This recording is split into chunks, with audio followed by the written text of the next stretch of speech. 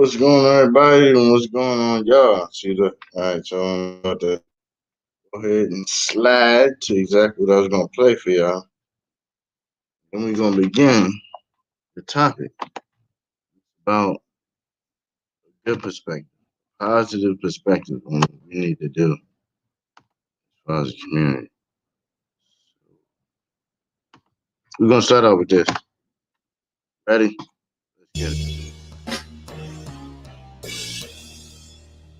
How's everybody doing? My name is Anthony Brian Logan, and today we got to talk about this video that many of you have sent me asking, hey, ABL, can we get your thoughts on this, your viewpoint on it? Can we get your deep detail analysis? And yes, you may, because I love this video. I've seen it quite a few times already, actually. And the reason why I love it so much is because it shows the contrast between a liberal and a conservative. And to be more exact, a black liberal and a black conservative. Now, one side is all government, government, government. I'm going to vote for more benefits, more handouts, more everything. All right. They center their lives and almost worship the government. You understand? Now, the conservative side is saying, hey, how can I improve myself? What can I do for my community? What can the community do to improve themselves as a collective? Right. There was a guy back in the day that said something like that. I forget his name, John something. He said, ask not what your country can do for you, ask what you can do for your country. Makes sense to me, but I don't want to talk too much right here. Let's go ahead and get into the video, shall we? All right, and you see what we have here. We have Roland Martin, very well-known leftist, a hater in my opinion, but that's a different story. And then we have King Randall, very, very impressive young man. Let's go ahead and get into it. And just for a little bit of context, I kind of cut in a little bit in the video. And right now they're talking about voting and what that can do. And Kim Randall was like, well, no, voting might not really be the panacea. Let's try to do something else. And I won't play the entire thing. That's about a half hour long. If you want to see the full interview, I'll link to that in the description box below. One says to be all the end all, but it's a part of it. But you guys promote voting like it's just gonna change like the systemic outlook of the black community. That's not where it's at. We have to get out and go do for self in our own communities. So okay, so define do for self. When I say do for self, you shared one of my tweets, my videos, and I was actually a big fan of yours, but you shared one of my tweets when I said black people need to stop begging the government and go and do for self out in our communities. You shared the video and called me an idiot. Now, why would you call them an idiot? That's a basic thing to say. It's like, rather than relying upon the government, go out there and get it on your own. Okay. And you've been voting the same way 50 years and you keep saying government, government, government. So apparently it's not working. Might want to try something else, right? Let's keep on going. Right. I didn't see anything idiotic about that statement. No. So when you say do for self, like what? Explain that. Okay, for example, here in Albany, Georgia, we complain about our school systems a lot. Many of our young men can't read. They have very horrible literacy rates. We don't have any rehab programs here for juvenile offenders. What I decided to do, I started a program 2 years ago, decided to do for self, and I started taking children into my home. I started taking custody of kids from juvenile court, and I started molding them and training them and teaching them skilled trades, etc. Now I'm 21 years old. I just purchased a school here in Albany, Georgia to combat us being in the government funded schools that are not teaching our children what they need to learn. So that's what I mean by do for self.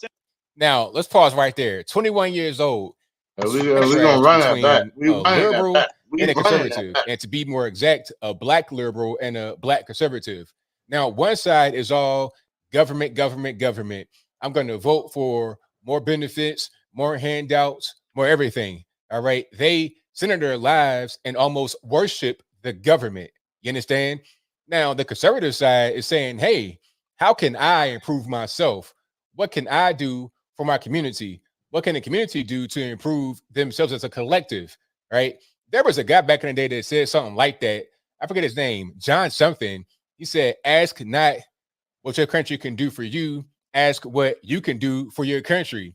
Makes sense to me, but I don't want to talk too much right here. Let's go ahead and get into the video, shall we? All right, and you see what we have here. We have Roland Martin, very well-known leftist, a hater in my opinion, but that's a different story. And then we have King Randall, very, very impressive young man. Let's go ahead and get into it.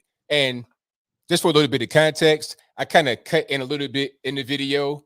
And right now they're talking about voting and what that can do. And Kim Randall was like, well, no, voting might not really be the panacea. Let's try to do something else. And I won't play the entire thing. It's about a half hour long. If you want to see the full interview, I'll link to that in the description box below. One says to be all the end all, but it's a part of it. But you guys promote voting like it's just gonna change like the systemic outlook of the black community. That's not where it's at. We have to get out and go do for self in our own communities. So so define do for self. When I say do for self, you shared one of my tweets, my videos, and I was actually a big fan of yours, but you shared one of my tweets when I said black people need to stop begging the government and go and do for self out in our communities. You shared the video and called me an idiot. Now, why would you call him an idiot? That's a basic thing to say. It's like, rather than relying upon the government, go out there and get it on your own, okay? And you've been voting the same way 50 years, and you keep saying government, government, government. So apparently it's not working. Might want to try something else, right? Let's keep on going. I didn't see anything idiotic about that statement at all. So when you say do for self, like what? Explain that. Okay. For example, here in Albany, Georgia, we complain about our school systems a lot. Many of our young men can't read. They have very horrible literacy rates. We don't have any rehab programs here for juvenile offenders. What I decided to do, I started a program 2 years ago, decided to do for self. And I started taking children into my home. I started taking custody of kids from juvenile court, and I started molding them and training them and teaching them skilled trades, etc. Now I'm 21 years old. I just purchased a school here in Albany, Georgia, to combat us being in the government-funded schools that are not teaching our children what they need to learn. So that's what I mean by do for self. Now let's pause right there. 21 years old. 21 years old. He bought a school, okay, and he's helping these boys that are in these bad situations. Teenagers, a lot of them are like right around his age, helping them to get on their feet and do things right. 21 years old. That is what I'm talking about right there. Not relying upon the government, not waiting for some random political to come down to the ghetto and do something for you. Nah. If the schools aren't good, if things aren't going right, these are all government funded, then why don't you do things for yourself to improve the situation? Makes sense to me. I'm thoroughly impressed. Matter of fact, I met him. If not just him, I met the X-Boys as his group, the Extra Boys. And I'll link to his group in the description box below. But I met them in DC. I mean, these guys were like straight professional. I mean, I was thoroughly impressed. Absolutely. So this guy right here is 100% legit from what I've been able to see from him so far. Simply getting up and going out and do it. So I beat the stereotype that I'm young, black in America, and I can't do anything because somebody's holding me down. Absolutely not. So a question. Teenagers went and go ahead. Me and some teenagers went and bought a school, and we just bought a school bus simply from going out and doing work. We decided to go fix our own communities. I'm not expecting anything from no politician. I'm not expecting nothing from Donald Trump, Joe Biden, or nobody. We're gonna go do it for ourselves, and that's what I believe we need to be doing. I can vote, sure, but nothing's gonna change in our community. So you went to the juvenile court system. Is that not government? Now, Roller's going to try to talk about, well, you still need the government. But his point is, look, we've been voting constantly, but that can't just be it. People rely upon the government and then just leave it in their hands. It's almost like let go and let God, right? That's why I say it's like their God, the government. But that can't be it. And if you think that way, that the government is the equivalent to God, well, faith without works is dead, and he's doing the work. So why are you hating? Stop being a hater, Mr. Martin, because he's conservative. You did. Absolutely. You did. So when you say purchased a school, and this school is going to be what? Private school, charter school? What kind of school is it going to be? No, it will be independently owned. This will not be funded by the government. No, that's why I asked you. So it's going to be a private school? Yeah, absolutely. It'll be a boarding school. A boarding school. And then for the folks to be able to afford to send their kids to the boarding school, what kind of mechanisms are they using in Georgia? Their own funds? Are they using school vouchers? What are they using? Watch this. I can't hear you. Say that again for me. I said, what mechanism are they using to send their kids there to pay for the school? Their own money, or are they utilizing vouchers from the Georgia government? Absolutely. So for our school, we're financed completely by donors. We have many donors that have given yearly endowments to our school that will be able to pay for these students to come to our school for free. Many people believe in our mission, and we're making sure that young black men, where we live, where we don't have any rehab programs for juvenile offenders to even get out of jail and stay out of jail. We have people that believe in our mission that are trying to send children to the X for Boys for free. We have many people that are trying to send kids to this boarding school to be able to take care of themselves. That's what I mean by doing for self. We got to simply get up and do it. So you don't believe that government policymakers play any role whatsoever in being able to impact the lives of Black boys and others in Georgia? I mean, to a certain extent, but it's only so much you can do because, like, let's go to Baltimore right quick. Now, Baltimore city schools get some of the most money per student in the nation. So when you're talking about like voting and whatnot, what is that going to do when you're talking about Baltimore? At a certain point, you got to have parents that care. You got to have an environment that's conducive to be able to learn and all that kind of stuff. And a lot of these places have been run by Democrat for the past 50 or 60 years. So Roland Martin is a Democrat guy. He's going to say, vote Democrat, vote this way, vote that way. But it ain't been working. So it's like, okay, if you have everything as far as the government handouts, what can you do to actually improve it from there? You got all the money you need. Now you got to take responsibility personally to go out there and make something happen that is not currently happening. Very simple.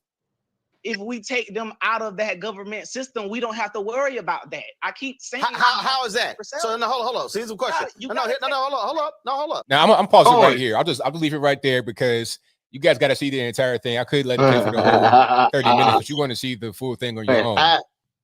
Now, Roland kept going on about, government. You need the government. You got to vote, government.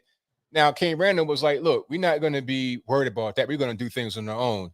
Because obviously what's been going on for the past 50 or 60 years in our community has not been working. And we've been voting how you want us to vote, Mr. Martin. So what do we do from there? If what you're talking about is not working, and it's been that way for a very long time, years and years and years, what's next?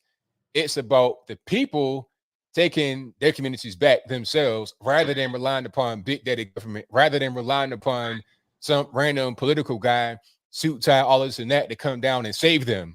That doesn't make any sense. So shout out to King Randall, 21 years old. Hey, I got a niece that's that age. I have a cousin that's like my nephew who is that age. And I mean, I'm just thoroughly impressed. There's a lot of young people out there that are like that. And they give me hope for the future. They really do. Because they're not just going to be sitting on their hands doing nothing. And I got to say one last thing before we wrap it on up, put the bow on the top. One point that he made, King Randall, that is in this interview, is that everyone has their own fight. Now, Roland Martin might be involved with just trying to go out there and vote and some of that old school door knocking stuff, and that's fine. That's totally fine. He can do that. That's his fight. But don't try to bully this man into taking up your fight. You do that. And if you have success, then go for it. Hey, great. You got Joe Biden in there. If you don't vote for me, you ain't black. I wonder how Roland Martin thought about that, but different story. Anyway, you got Joe Biden in there. You got the House and the Senate. So, all right, you're succeeding. So why are you angry at conservatives? For what? You got what you wanted. I think Roland Martin's just trying to get ratings for his show. And okay, he's just trying to say vote, trying to get ratings, trying to get money on my show. That's his fight. Now, King Randall's like, hey, I'm out here in Georgia. I got the xforboys.org. Check them out in the description box. I got all these things going on. That's my fight. Let me do my fight. You do yours. And that's it. But that's just my humble opinion. But I think I'll leave that right there for now. And what say you? Did you? You know what I'm saying? So I mean, that's clear cut and basic. You know what I'm saying? Ain't done. Got more for you. We got the goods. We got the goods. We got some new things. 2A, Second Amendment, bump stocks, reversal situation. Let's get it.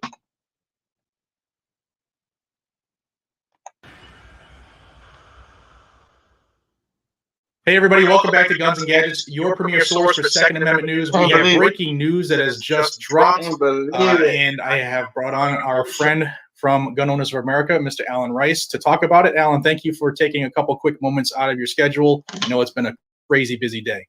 It has been, Jared. Thank you for hosting GOA. We've always appreciated you sharing your platform to get the word out on important issues. Oh, man, it's my pleasure, especially when it's good news for a change, guys and gals. Good news. So this is all the work that you and the whole crew have been doing. So we'll put it out there right now. We have a victory, the first victory in a bump stock case in the nation. And this is at the Sixth Circuit, the Sixth Circuit Court of Appeals. And Alan, I'm going to leave the floor to you because you know all of the intricate details. So tell the folks a little bit about it, maybe who's in the lawsuit, how it became a lawsuit, and then how we got to today. Well, thank you, Jared. I appreciate that. So the case was actually argued over a year ago in December of 2019 by our attorneys for Gun Owners of America, Gun Owners Foundation, the Virginia Citizens Defense League, Tim Harmson of the Military Arms Channel. I'm sure your viewers are familiar with Tim. Yep. A gentleman by the name of Matt Watkins, and Rachel Malone, who is the Texas director for GOA. And the case was argued before the Sixth Circuit Court of Appeals. It was on appeal from the district court. We had asked for an injunction against enforcement. The district court denied it. We appealed. And today, the Sixth Circuit issued an opinion. A lot of key points in the opinion. So it's 60 pages. We haven't read all of it yet. The attorneys are still going through what it means, what it doesn't. First thing, that's very important to understand. They said a bump stock is not a machine gun. They said it with some flowery legal language and a bunch of other legalese in there.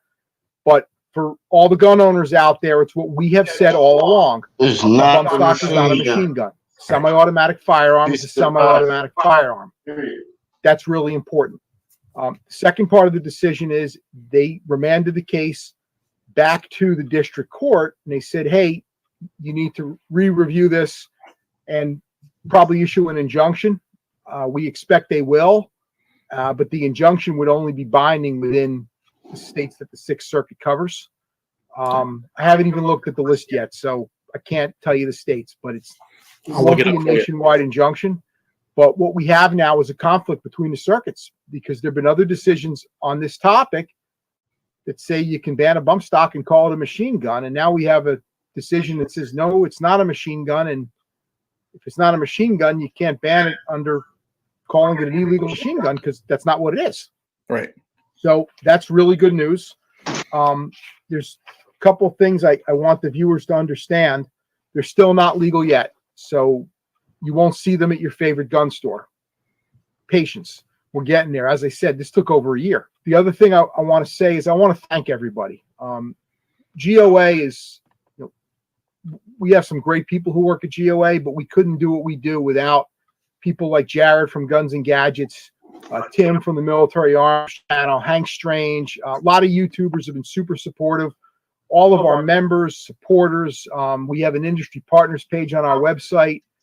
These are the folks who support what we do and make our work possible. And victories like this do not come without the support of the grassroots and people both financially supporting us and using their platform to help us get the word out on why these cases are so important and why we have to continuously fight back. Sorry, guys, a little bit of technical difficulty. I want to avoid an echo that was popping up on my end.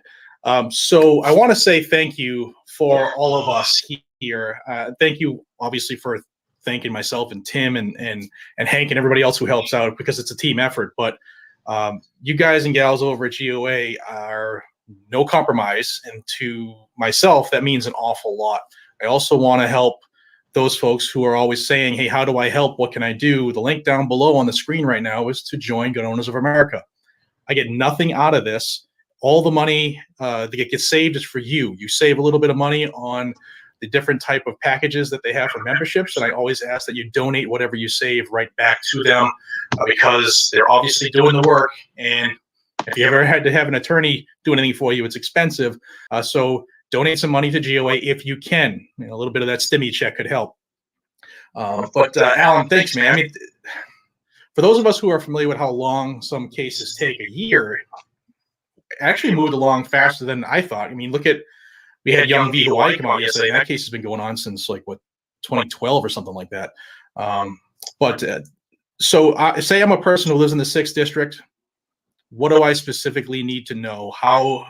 What can I do now? What's the next step? And where do we go from here? What are the possibilities? So the possibilities are that the district court will issue the injunction, and bump stocks might be legal in the Sixth Circuit. Might. It's a key point. So we need to wait for that decision. But the opinion was very strongly worded from the Court of Appeals, and we expect that we will get an injunction. But we have to wait and see. So even if someone doesn't live in the jurisdiction of the Sixth Circuit, this is important to everyone in America. We cannot allow bureaucrats, unelected bureaucrats, to change the definition. Congress said a machine gun is any firearm that fires continuously for a single pull of the trigger. Right. A semi-automatic rifle still requires one pull of the trigger to discharge one cartridge. Cartridge ejects, fresh cartridge is loaded from the magazine. Another pull of the trigger. All the bump stock does is it lets you pull the trigger faster. It lets you pull the trigger faster. It does not discharge more than one cartridge for a single pull of the trigger, because the trigger is pulled and then released, pulled and then released. And it's very important to understand that, because if this is allowed to stand, this bump stock ban, this creation of the Bureau of Alcohol, Tobacco, and Firearms, anything's on the table. Magazines, 1911 pistols, heavier springs make them run faster. Right. Any modification to a gun becomes suspect. That's not what Congress intended.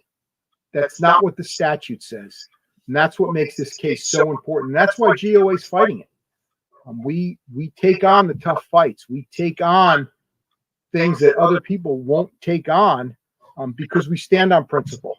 If you're no compromise, you stand on principle. And that's what we do. And we're proud of it. So I want to have everybody who's watching this share this. Obviously, this is huge news. We have a win in the anti-gun era of the Biden administration right now. This is a win. But I also want everybody to know that this happened under the Trump administration. You might remember President Trump ordered the DOJ to do this. So this is a victory. It's a small celebration, but we can't forget what else is going on behind our backs with Joe Biden and the DOJ now that they have Merrick Garland.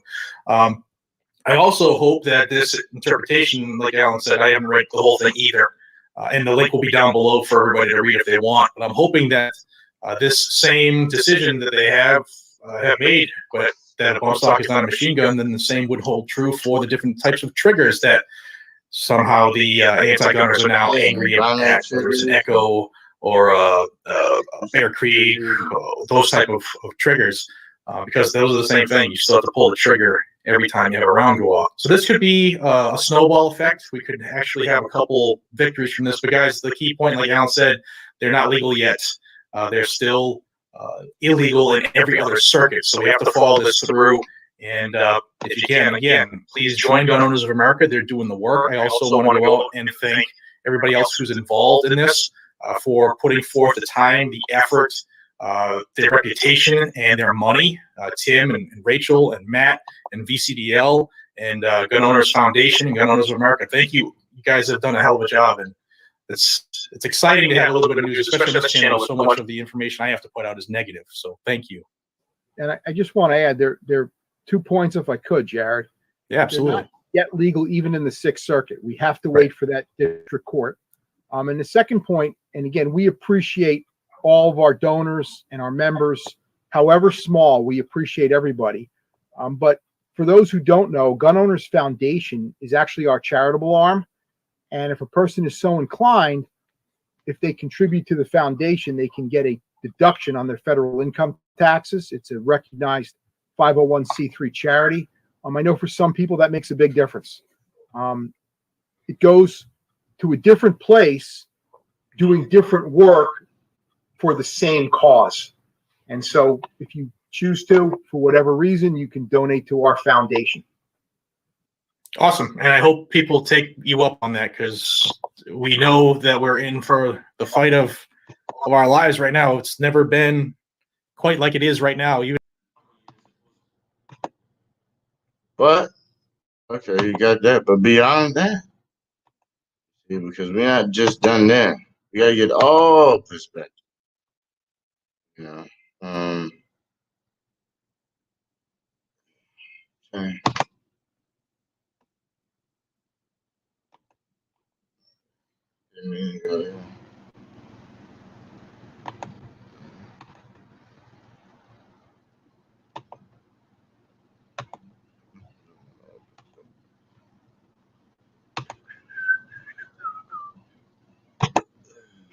And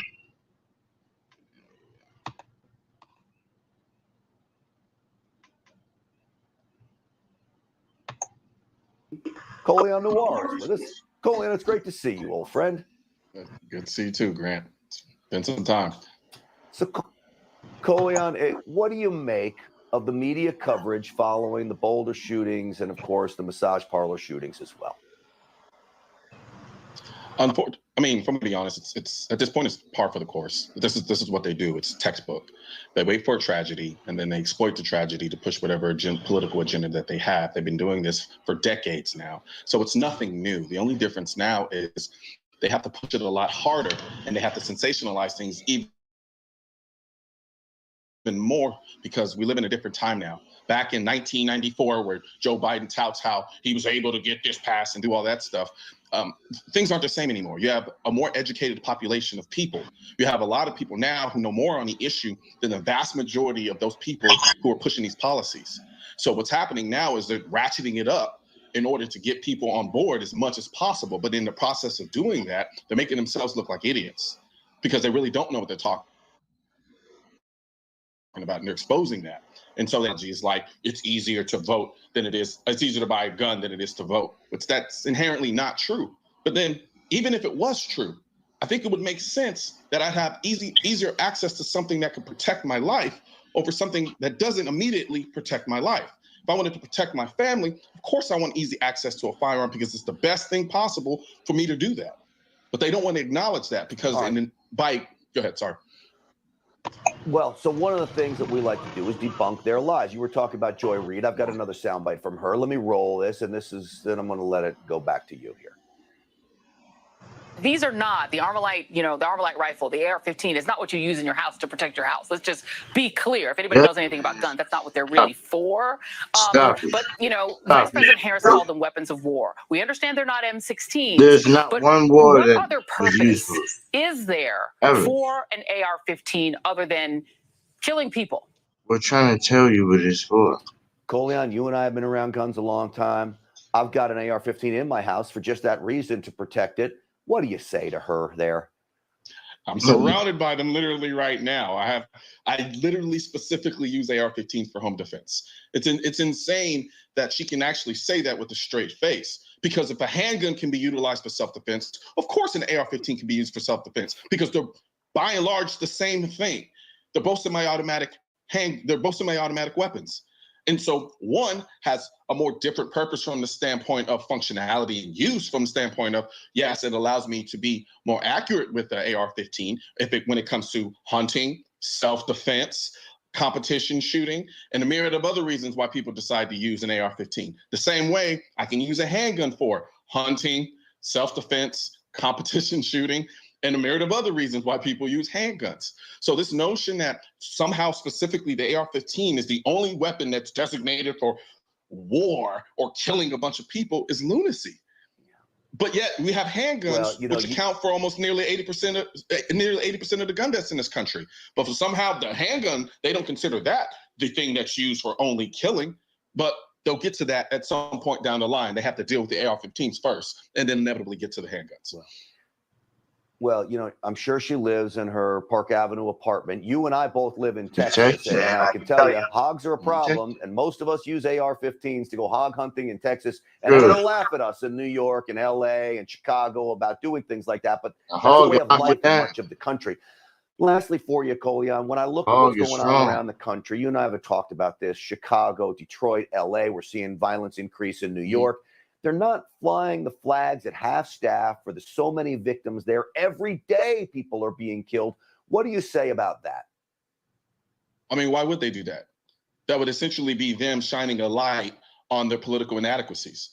They've been leading these communities for decades now, and the communities have been in a constant state of decay for decades. So of course they're not going to acknowledge or shine a light on the notion that the crime rate in places like Southside Chicago are continuing to rise. Because in order to do that, they would have to acknowledge that they have failed these communities. They have failed the people in these communities. And they would also have to acknowledge that it isn't a gun issue.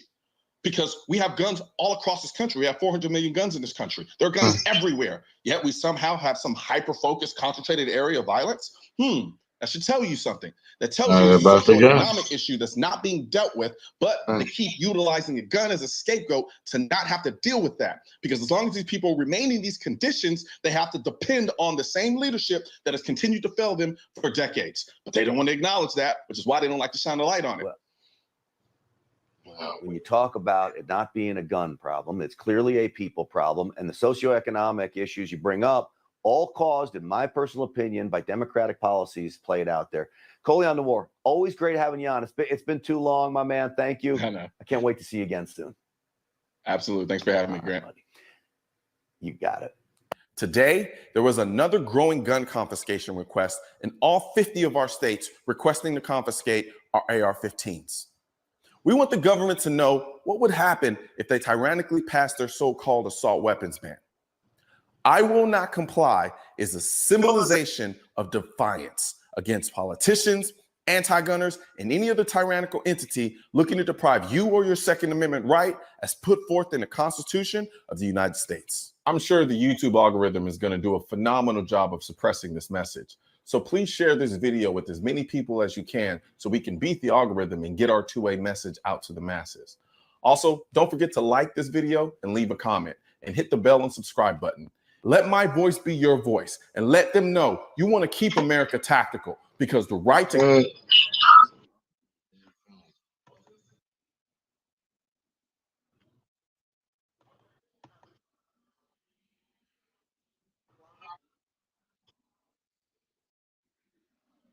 Voting accident. That's one thing. That's one that ever had.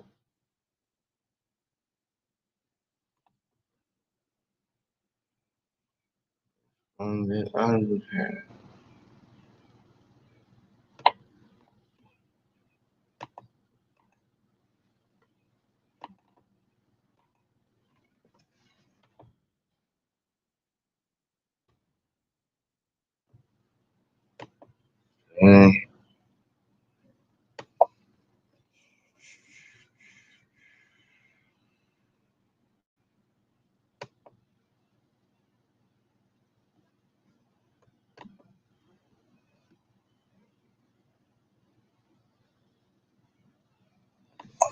Else, I appreciate y'all for coming in, like, follow, share, and subscribe.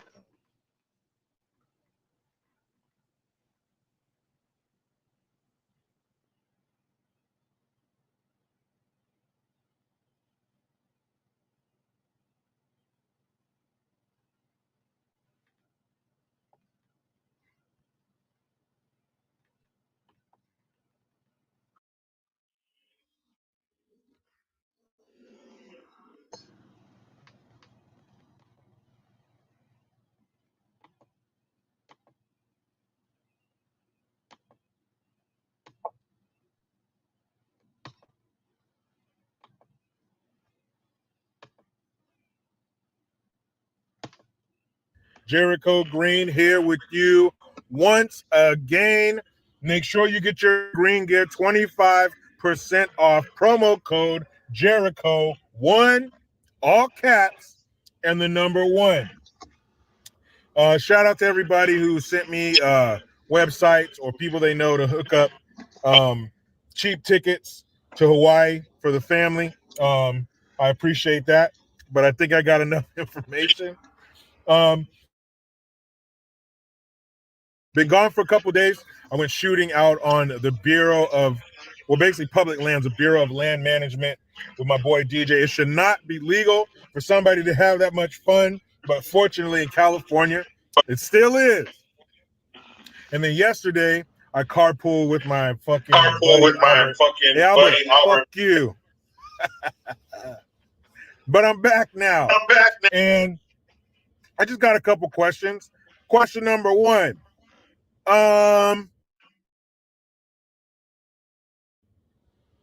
Where the fuck is Loco Cortez? You motherfucker. Her womb is so loaded. She got my fucking baby, man. Where's that dummy, huh? Where's her photo shoot? Remember? Was it last year, the year before, something like that? She got her little all-white outfit, and you're probably the last woman who should be wearing all white. But she's out there in her outfit, expensive one at that, with her hands on the fence, gazing painfully at the poor little children in the cages. You can see her fake-ass crocodile tears. Where are you now? Because it's still going on. When there's something that's so bad taking place, you just go down there and draw attention to it once, you protest it once, and that's it? It's still happening. So where is your photo shoot? Where is your photo shoot? Where is your border spread part 2? Oh, the very same things are happening. The kids are in the same conditions, maybe even a little worse this time. Oh, Trump's not there. I get it. So it's not what's being done, it's who's doing it. I understand, because you didn't say shit when Obama was doing it. You said a bunch of bullshit when Trump was doing it. But now that your boy Biden's in there, all of a sudden everybody's quiet as a fucking dead church mouse. Where's age? Where are the congressmen women crying? That's right, crying. Who was it? Elijah Cummings? You know, the same guy who oversaw the fucking third world conditions in Baltimore. Look like we call Baltimore, we should call it Baltadesh from now on, because it looks like Bangladesh. That's one of those places where you see the old guy in the beard who says for 20 cents a day, you can help little so-and-so not starve to death. So the same people who are presiding over places like that, who are crying, and I don't mean whining, I mean water coming out of their ocular stems. Whether they were real tears or not, I think we know the answer. But I haven't seen anybody crying lately for the poor kids at the border. We have children in cages. Well, now they're still in cages and they're wrapped in foil. Where are they? They're nowhere because they don't give a shit. It's not what's happening. It's so Loco Cortez. As soon as you finish your fruit roll-ups and Capri Suns and you're done coloring on the floor of your office, please go back down to the border and have another photo shoot to draw attention to the horrible conditions that these poor little children are living in. Speaking of, you thought the border was in crisis now? You thought those hordes of people coming to bum rush our border was a problem now? I think those poor kids coming up here seeking asylum with their parents is bad now? People, buckle in. It's about to get worse. How, Jericho? I'll tell you. Biden is perverted, and all of his senile wisdom has appointed Kamala, the Ugandan nightmare, the politician who went horizontal so her career could go vertical, in charge of the border crisis. Oh, shit. It's about to get horrible. She is in full control of the border situation. People, when I say from time to time that California and the entire West Coast is a petri dish and they're testing this shit out on us before it comes to a town near you, I'm not playing. What state did Kamala Harris go career in? California, right here. What city did she preside over that is a cesspool now? Needles and shit, California, San Francisco. She was the district attorney there. And if you were colored, if you were a POC, you were 19 times more likely to go to jail and some bullshit under her than anybody else. She is now in charge of the border to our entire country. You think it's going to get better or worse? You know what you're going to hear? A lot of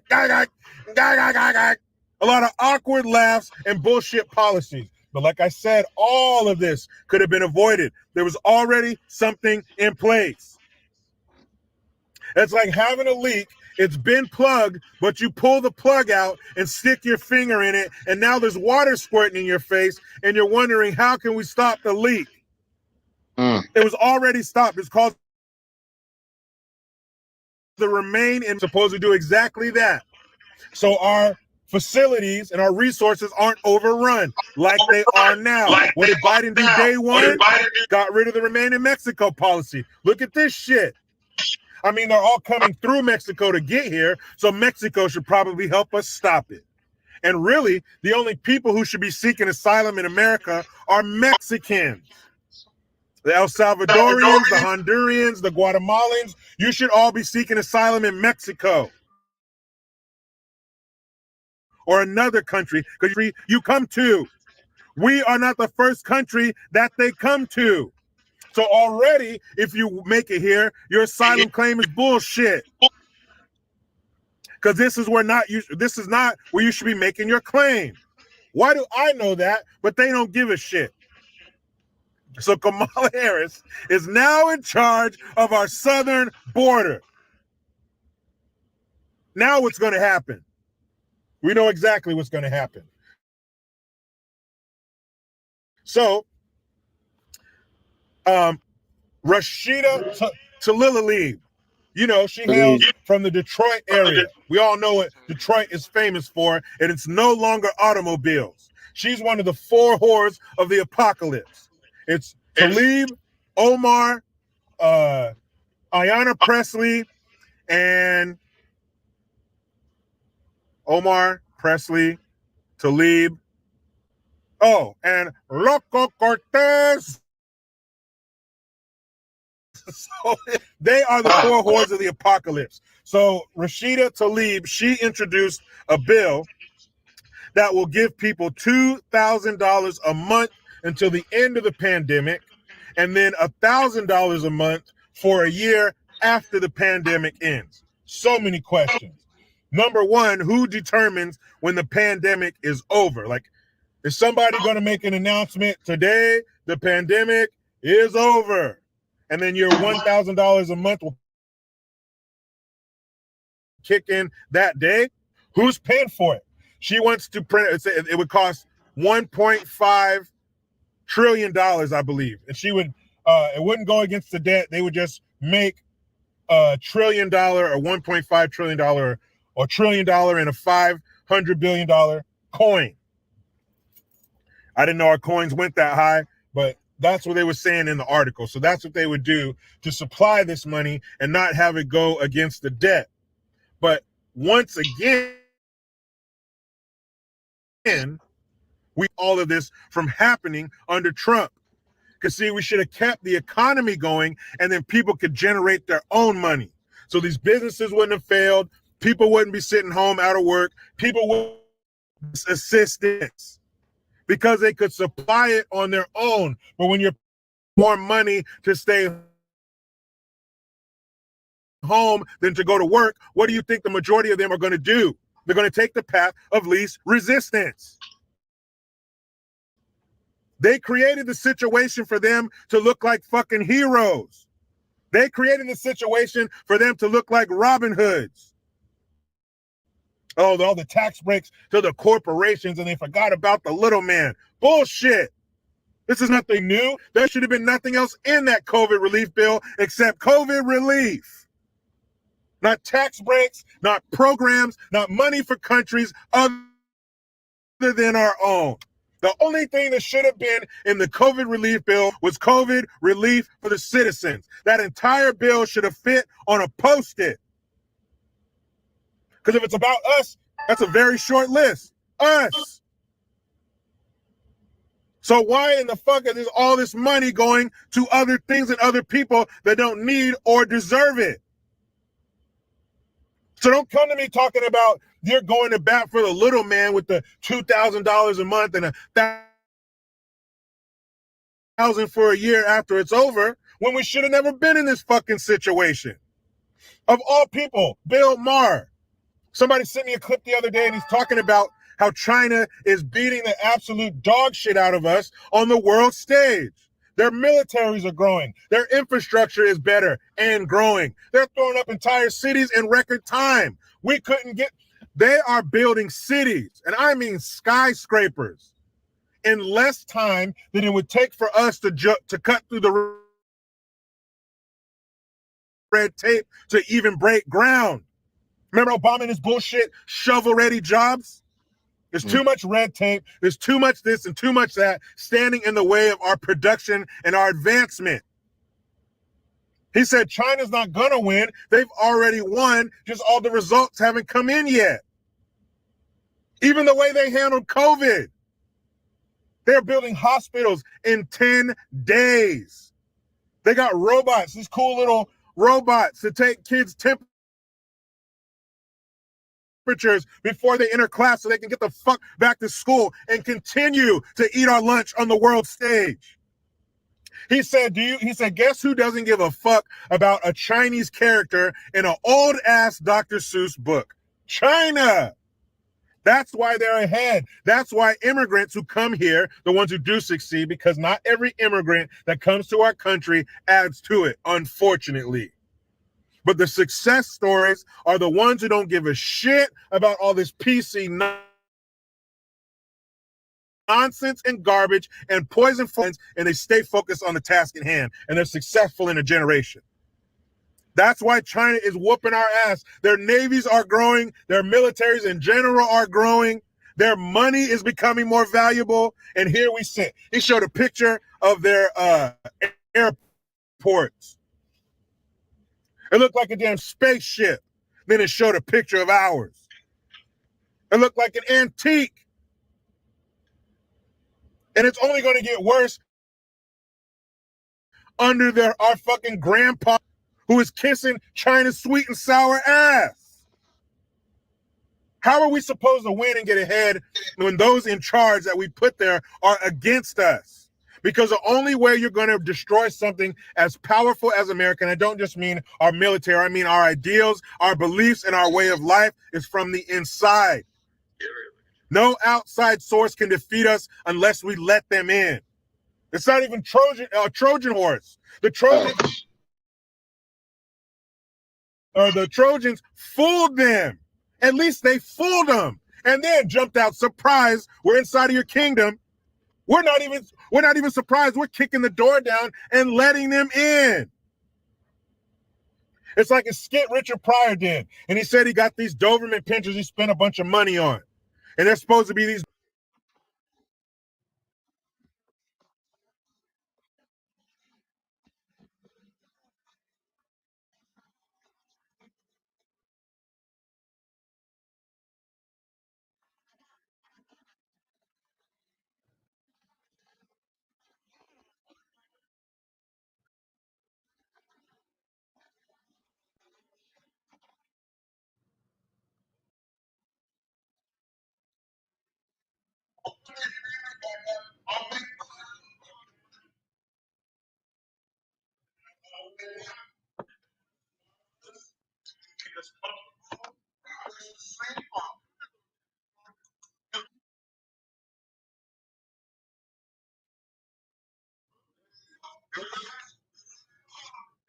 To the tip. Tip. Tip. Yes.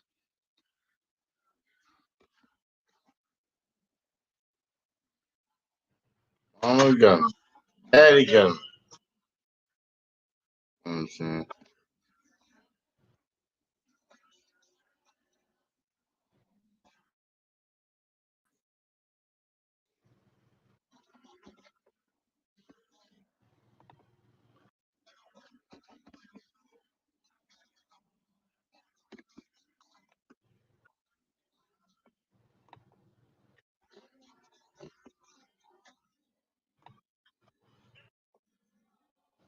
out of your parents' bedroom or whatever room they're in, getting up the nerve to go ask for some money to go do something, knowing that what they're going to say?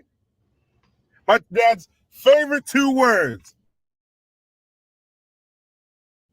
Hell no. That was my dad's. Hell no. You already know, but that's where they want to put us back to. That's how they want us to be. Government. I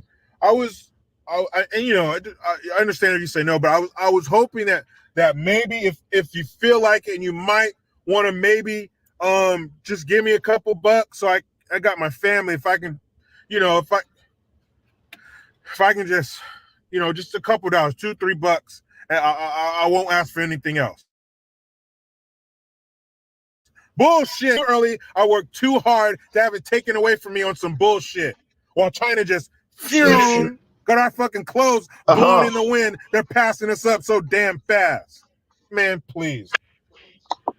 Kamala's in charge on the southern border. Case closed. Now let me get back to my state-mandated meal period. The only good thing California's giving me.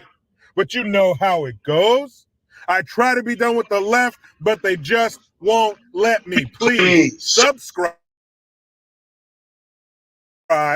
Hit that time it rings. A piece of shit lefty cries. Get your Jericho Green notification tone. Link in the description box. Excuse me. Utilize the PayPal link and the Teespring link to get your green gear. I am Jericho Green.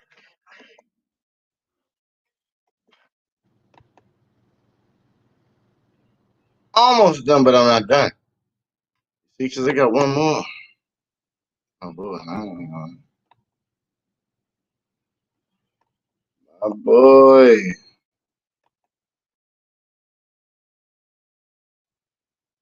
This is home because pretty much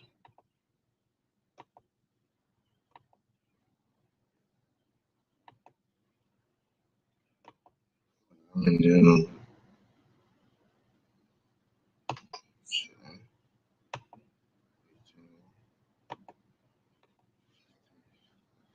pen a letter to the new U.S. Attorney General begging for him to ban 80% lowers. Sit by and watch this episode of Guns and Gadgets if you want to know more and to see if your state AG is on this list.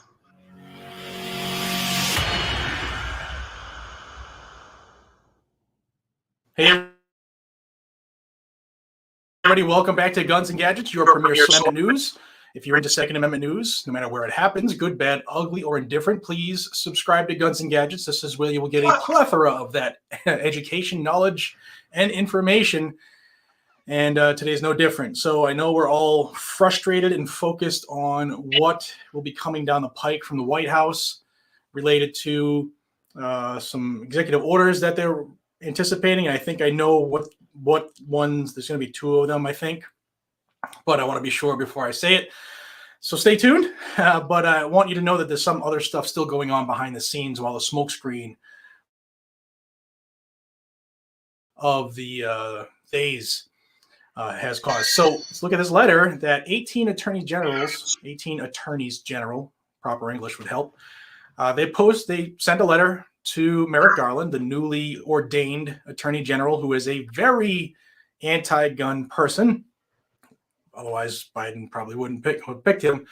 But you know what? Let me put the picture on screen. It's really 2.5 pages. I'll read it real quick, and then we'll talk about it.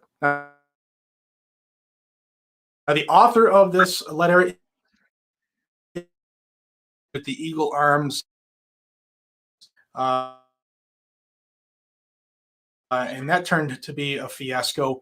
And the letter says, here's a letter written 2 days ago. Dear Attorney General Garland, as you transition to your new role as United States Attorney General, we ask for your help in closing a regulatory loophole that allows criminals, domestic abusers, and other individuals who legally cannot possess firearms to evade common sense gun laws.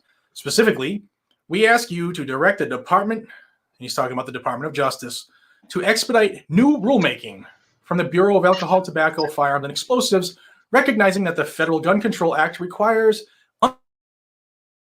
unfinished frames and receivers to be treated the same as fully finished firearms, and receivers so that we can put an end to the alarming rise of ghost guns in our communities.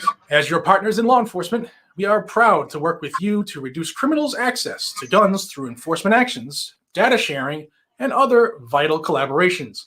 Our agency's joint successes have taken thousands of illegal guns off the streets, shuttered criminal organizations, and made our communities safer. We are immensely grateful for this important and ongoing collaboration. ATF's interpretation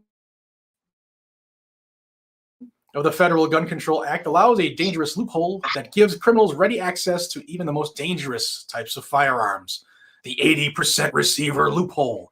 Some of us have expressed our views through legal action, and others had the opportunity to meet with the ATF and shared our view that addressing this loophole is an urgent public safety priority. A so-called 80% receiver refers to a frame or receiver that can easily become capable of receiving necessary components to assemble into an operable firearm. In fact, they are sold with the express intention that the average person can build a gun from them with common tools and no advanced skill. They are readily available at gun shops, gun shows, and even online for a home delivery with no serial number, no background check, and often in kits with all of the other parts needed to build a complete gun. Without serial numbers, these firearms are untraceable ghost guns, and without background checks, we cannot prevent them from being sold directly to criminals. Simply put, this loophole allows unserialized ghost guns to be bought and sold without oversight. This is not a theoretical problem. More and more, criminals are taking advantage of this loophole to obtain guns that are later used in crimes. For example, the Philadelphia Police Department has seen ghost gun recoveries skyrocket from 13 in 2018 to 250 in 2020. Those of us working these cases day in and day out recognize that this loophole must be closed as quickly as possible. ATF's interpretation that 80% lowers not be treated as firearms is inconsistent with Congress's intent when it passed the Gun Control Act and with public safety priorities. Violent felons, domestic abusers, juveniles, and people who have been involuntarily committed due to severe mental illness who would be permitted from purchasing a fully functioning traceable firearm under federal law cannot be allowed to buy a product that lets them assemble an untraceable ghost gun in an afternoon. We hope that under the Biden administration's leadership, ATF will reconsider its interpretation and ensure that existing federal law is properly enforced. Some of our states have already taken steps to close this dangerous loophole. For example, Pennsylvania's Uniform Firearms Act has similar language to federal law in how it defines a firearm.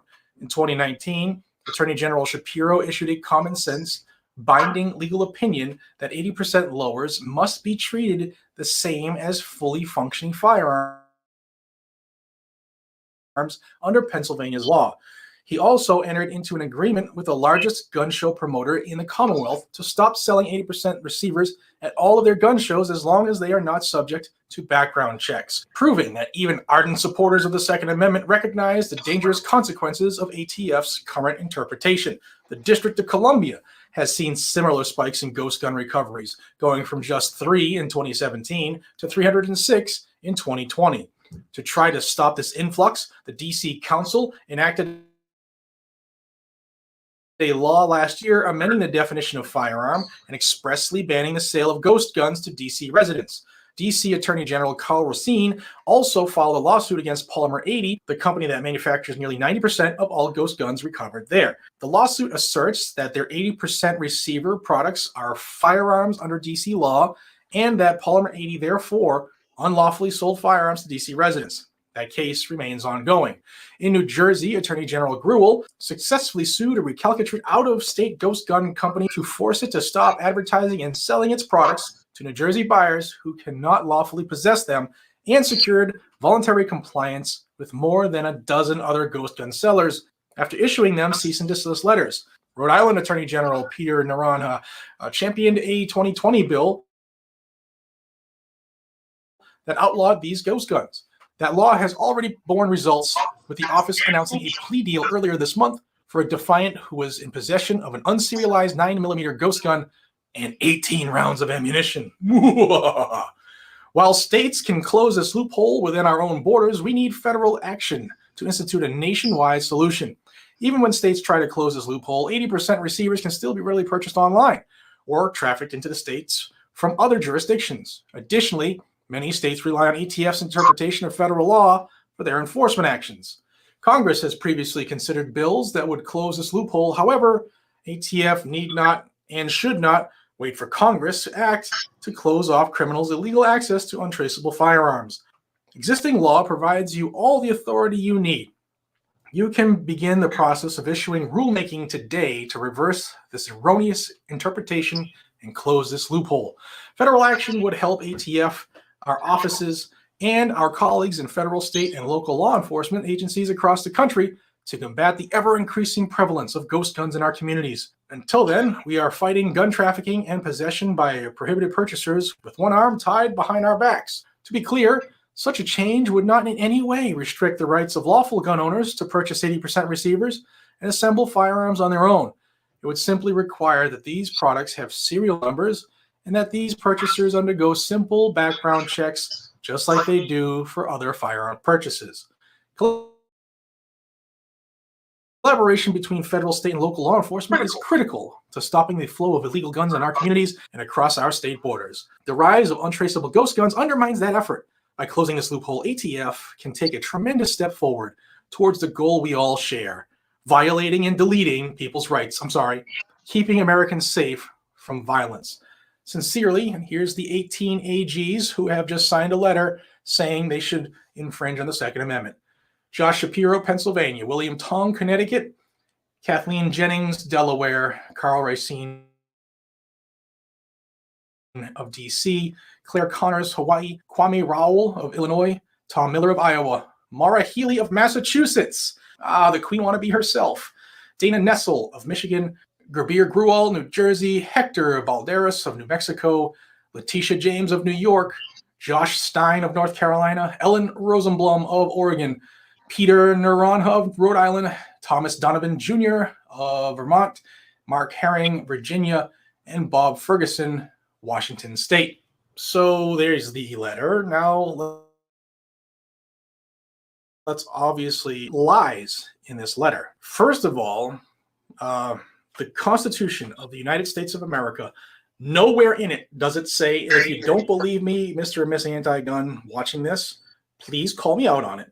But it does not say anywhere in there that the ATF shall make determinations on their own to violate law or this document. ATF does not make law. ATF does not like me. They don't like when I say that. How do I know? We'll get into that some other time. But ATF doesn't, they do it. They're unchecked, but they don't get to do that stuff legally. There's supposed to be legislation. That's the whole reason we have legislators. They create the laws. ATF is part of the enforcement branch. They enforce the law. You can't enforce something and make it on your own. That makes you Judge Dredd, judge, jury, and executioner. If you notice, they're also making a wide, huge, giant paintbrush approach at this, insinuating that everybody who buys it is a criminal. That if anybody wants a better receiver for their pistol or even their rifle, then comes from the factory, that they can't do that. They can't purchase that without becoming a criminal, I guess. I'm sorry. It's a small percentage of people who do that stuff illegally, who buy these and create and commit crimes. So since when do we affect everybody else for the action of a few? If we did that, or any other scenario, it would be wrong. But because it's for guns and it's an agenda issue, that's okay. Also, you'll note that Shapiro, the pen, put out his claim to fame about the issue in Pennsylvania.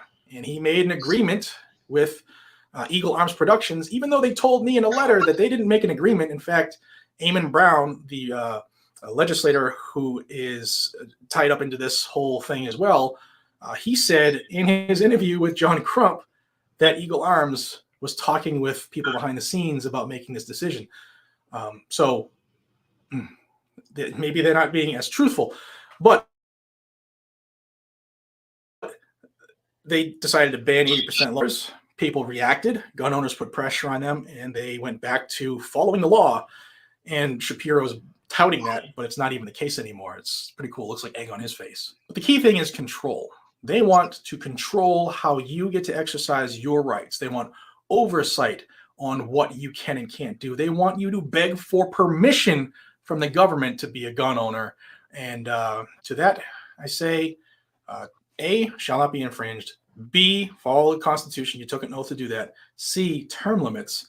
And D, I hope everybody's taking notes on all these names that I've been putting out on a daily basis when it comes to legislators, because they need to be removed. And if you're a pro-gun person who would maybe want to do something federally, state, or local level, consider running for office, because we need more like you. Now, it's important for me to note that California's AG, who's now in the Biden administration, he didn't sign this letter. And I don't know if it's because I don't know, maybe the assistant AG out there didn't get asked. Maybe he's not cool enough, or she's not cool enough yet to be considered super anti-gun, or if they left California off because California is suing the ATF for this exact thing. They're suing the ATF to enforce 80% lowers and to ban them and stuff like that. So there's a lot of pressure being put on, not only with his 2 executive orders, but now again, the Department of Justice to try to force the ATF to change rules so that they can meet the agenda of the people in power. Guys and gals, they fear the gun owners. They're not worried about the criminals so much as they make it sound, because if they were, they'd actually enforce the law and go after the criminals because the laws are already there. But far too often, it's a slap on the wrist, do a little bit of this and that, and you'll be forgiven, continued without a finding. If they were serious about crime, they'd get serious on crime. What they do want to do, what they're serious about, is removing the ability for the average American to defend themselves or to fight off tyranny. That's the one thing they fear the most, is an armed populace, because the one thing that government wants the most is control and a death grip on the American people. Don't believe me? Look at the last year. There's a lot of Kool-Aid that's been spread around this country. So I just want everybody to know that this letter went out. It was received by the new Attorney General of the United States, Merrick Garland, and he's very anti-gun, and he now is the head of the ATF, and he has the ability to make this happen because the ATF operates unconstitutionally. Again, thank you all for your time. I hope that you get a little bit something out of this. If you weren't aware of this, I ask you to do me 2 things. Thumbs up the video so more people see it, because more people are just like the rest of us and weren't aware of this. And please be proactive and share this, because YouTube will not put my videos in front of people like they used to back in the day, because it's the truth. And your sharing it absolutely helps destroy the anti-gun algorithm here in the Google sphere. So I thank you for that. I hope that you consider joining this growing freedom family. And safe, stay vigilant, carry a weapon. Take care, everybody.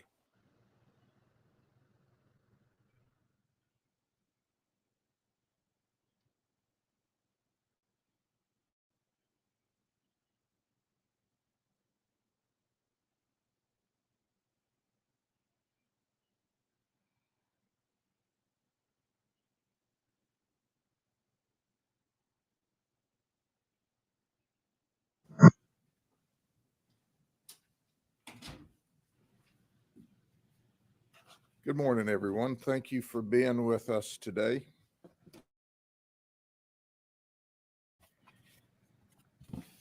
On the first day of employment at the sheriff's office, and we hire once a month, I meet with the men and women, and I said, I expect you to be honest, ethical, and moral all the time. I expect you to treat people like you'd want your mother treated. And if you do that, you'll have a wonderful career here. And then I go on to explain that, if you work for a fast food restaurant and they catch you sliding pizzas out the back door to their friends, they will terminate your employment and run you off. But there's a difference. If we find you violating the law at the sheriff's office, we will also terminate your employment, but we will lock you up in jail. We're held to a higher standard. You can't police a community if you don't hold yourself to a higher standard than you expect of the people from the community. Then I look at them and I say, do you understand what I said? And I have them all say, yes, sir, I understand.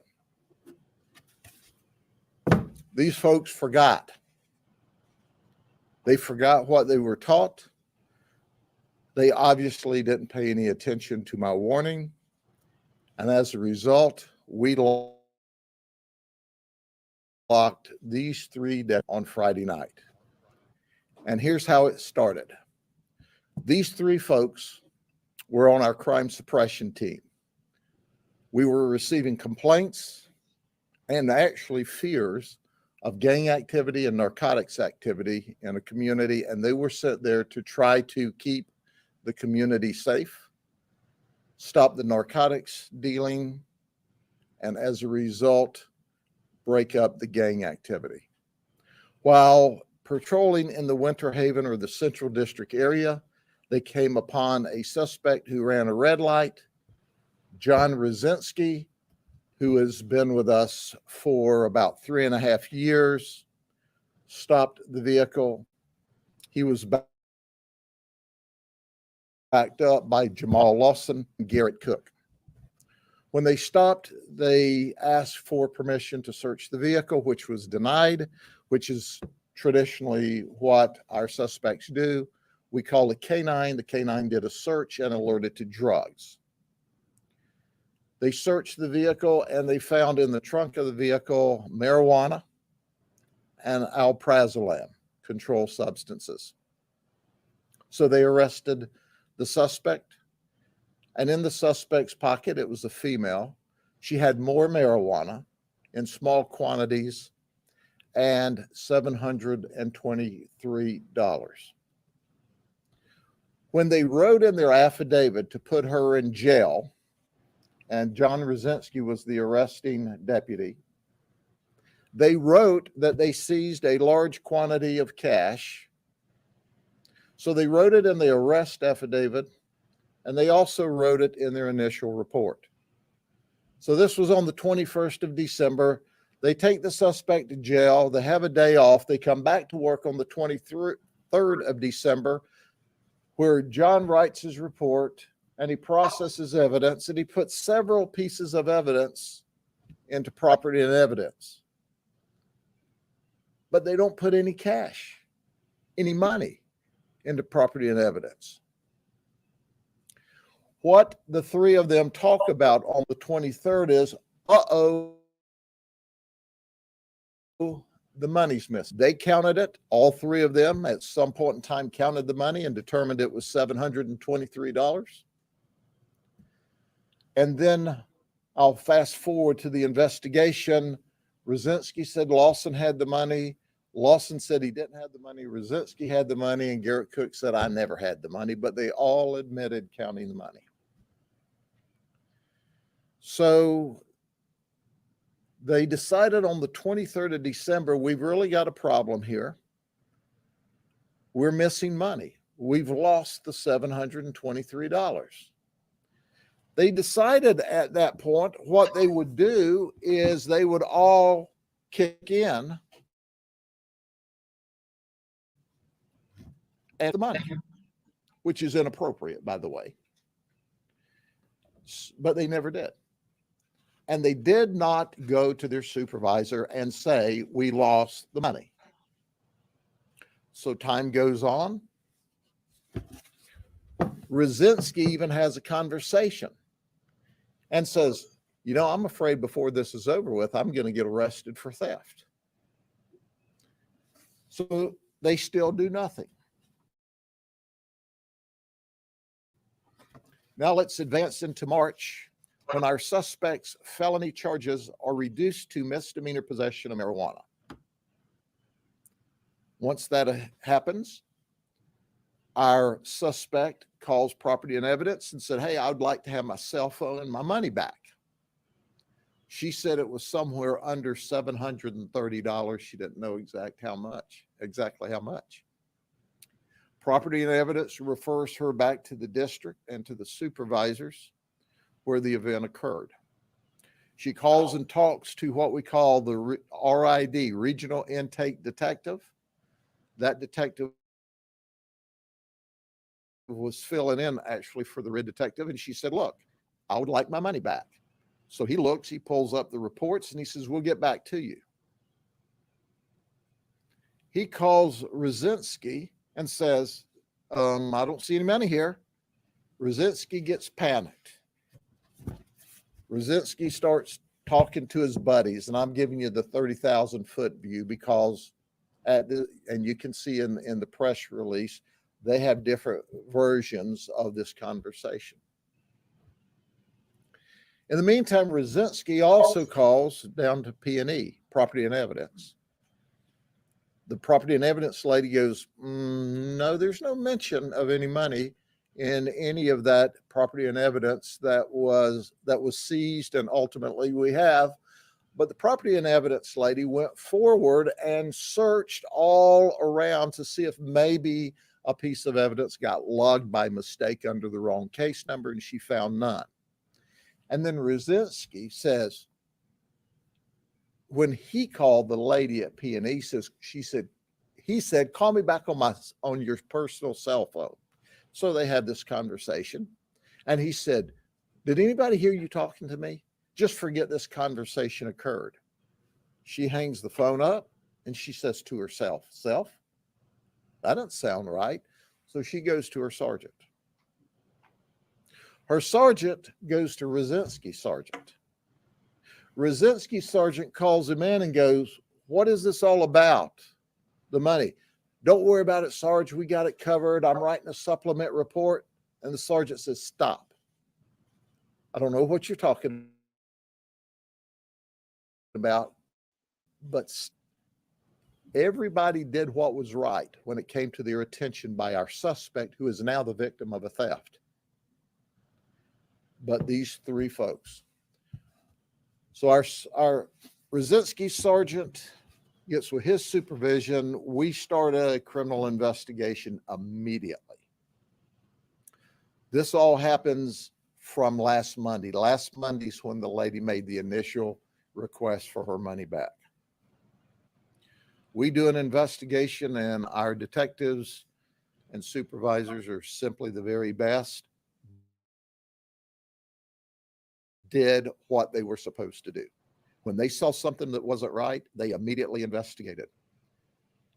And within 5 days of this being first brought to our attention and us sorting through and talking to the supervisors and the P&E and complete an investigation, on Friday night, we locked all three of these deputies up. Now, I can tell you I've been with the sheriff's office my entire adult life. And from memory, I can only remember 2 other occasions in almost 50 years where we've arrested more than one deputy at a time. And that was, both of those occasions were back in the 1970s. This is the first time ever we charged 3 deputies. And it wasn't just for the event, it was for the cover-up. They attempted a cover-up, and they all 3 committed criminal charges or criminal violation of Florida statutes. Let it be clear that I commend everyone from the suspect who made the initial report to the Property and Evidence lady who said this call's not right, to the supervisors on the ground when they first became aware, to the investigating supervisors and command staff for doing the right thing, because that's what we do here, the right thing. If this group of people had done the right thing, we would have done the right thing. We still did the right thing. We locked them up and in jails where they belong. So let me give you some background. As a result of this horrific, totally illegal, in violation of all the policies conduct, we will go back to each of these folks and audit every report they ever wrote that dealt with an arrest or seizure of any property. It will take us some period of time. And here's my promise to the community And here's my promise to these three folks. If we find evidence of any other criminal event, we will go back to your house and we will arrest you again and we will put you in jail.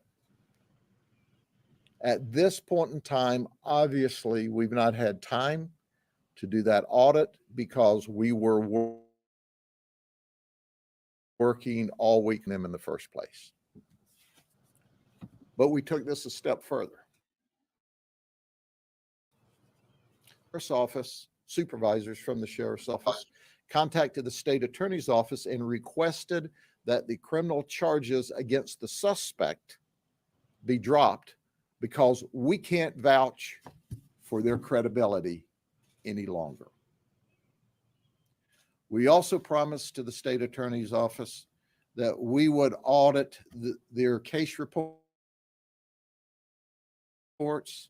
and the cases they, and certainly that will be a decision by the state attorney's office as to whether they accept their testimony on any pending cases. But I am mad beyond words that these three folks have impugned their reputation, and more importantly, of the other 1,000+ deputies that work here with their criminal conduct. I'm going to request when I have a conversation with our state attorney that if there's any negotiated pleas, it all requires them to spend some period of time in jail.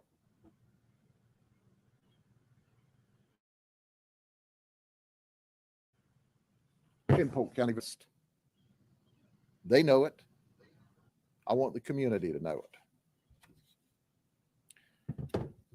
We've also made arrangements through our now victim to not only drop the charges, but we will be working with our legal affairs department and our finance department to give her her money back.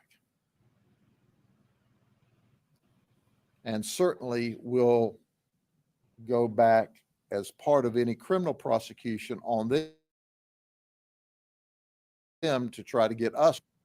We don't know where the money is. We highly suspect that one of the three of them stole it, that it was never lost. We think that's just a lie along the way. But which of the three of them ultimately got the money, we don't know.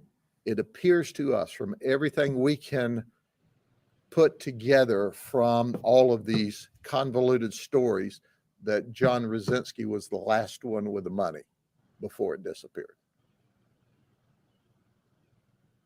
And you just don't lose $723 in small bills.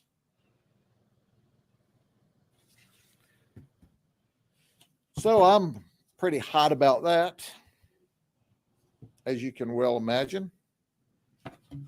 Well, Michaela Butler, who's 25 and a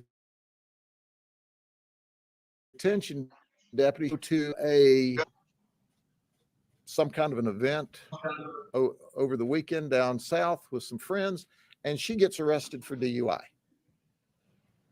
She's a detention deputy. She was driving erratically on State Road 31 in DeSoto County. She ran off of the roadway. She crossed back over the center line, and a deputy from DeSoto County stopped her.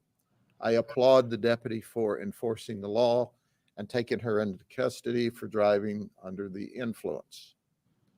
She is suspended pending investigation, and obviously, if investigation, that's also a termination event.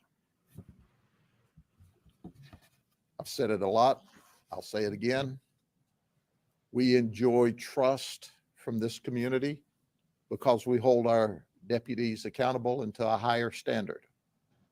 I appreciate the fact that our deputies and supervisors and employees, support staff, as soon as they got information about wrongdoing, they brought it to our attention, and we're always going to do the right thing. And this is one more exception, or one more example of doing the right thing. So with that, do you have any questions? I don't know what else I can tell you. I've told you everything that I know. Yes, ma'am. I know that you said John Rosinski was with the department for 3.5 years. The other two, do you have? Jamal was with the department 3.5 years, and Garrett Cook and Jamal Lawson were also on the SWAT team. Sheriff, do you believe that money was drug money that the woman had on her, or you have no way to prove any of that? Well, that was the original charges because it was in small bills, and small bills are what we see on street sales of drugs. However, once again, that money was taken from her and never made into property and evidence. And it's the craziest thing in the world because they wrote in their report that they took the money, then the affidavit that they took the money, and then they didn't put the money in evidence. It just makes no sense. Initially, you would think, well, missing money, maybe it's true. Well, if it was true, all they had to do was go to their sergeant and say, we lost the money, we dropped the money, whatever, Little Bird got the money.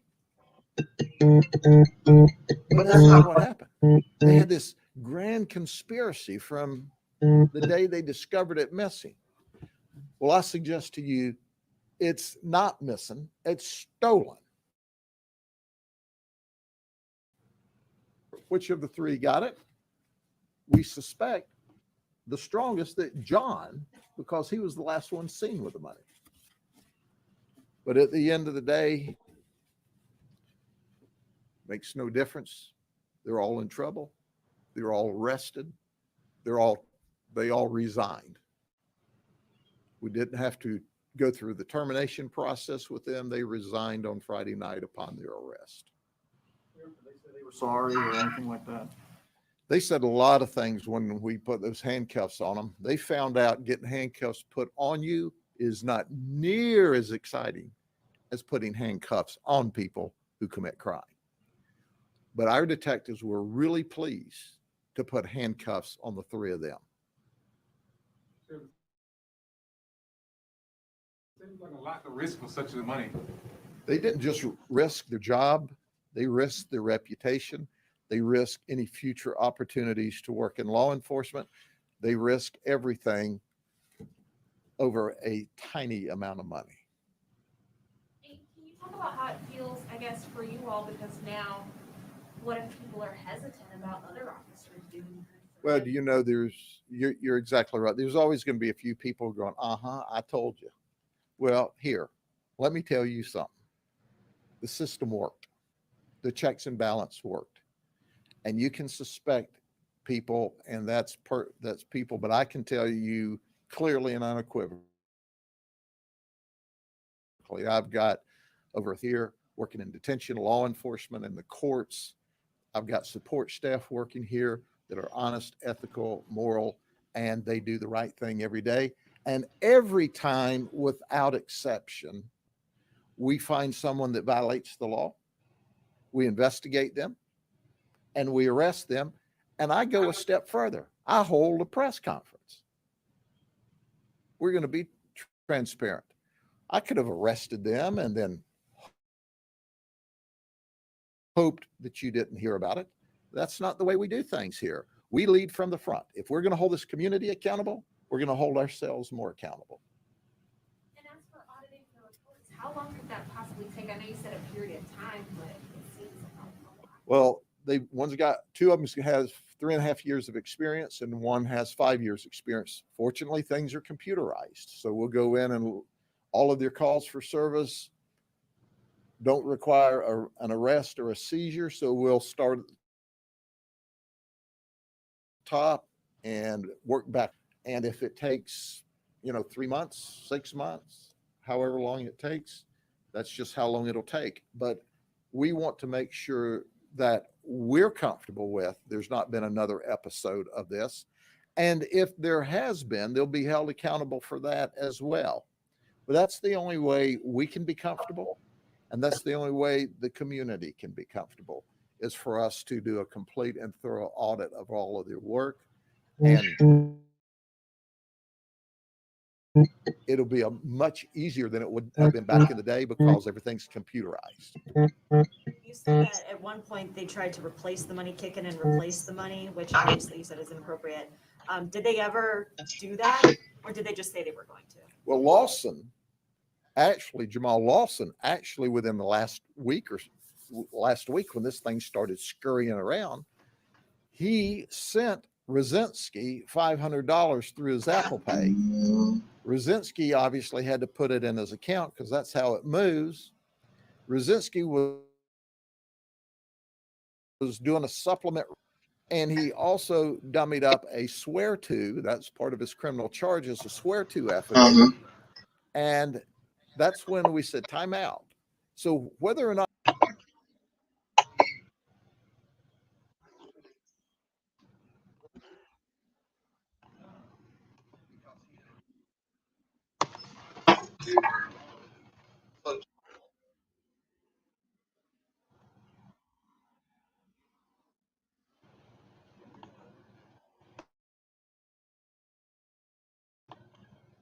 I'm assuming about race, bro.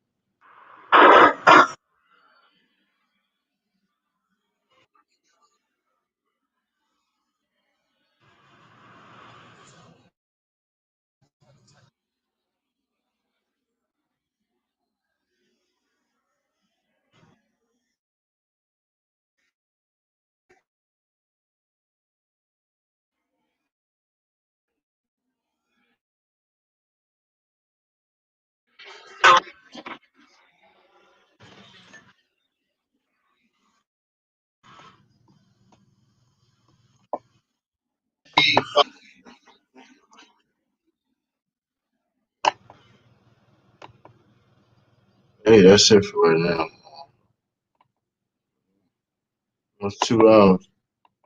Yep, that's it. Peace. There you go.